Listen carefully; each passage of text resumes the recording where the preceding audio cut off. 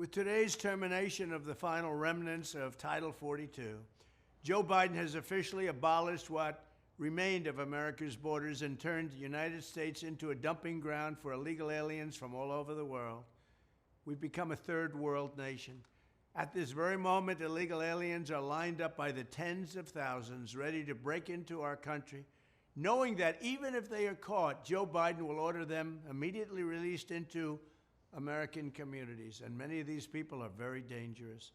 Under Biden, our border is gone, our sovereignty is gone, our national security is gone, and we are quickly becoming that third world nation that I've been talking about for so long. It's happening to us, if you can believe that. The United States of America is now a third world nation.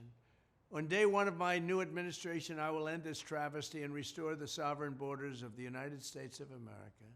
We will immediately resume expedited removals of people that are crossing illegally our border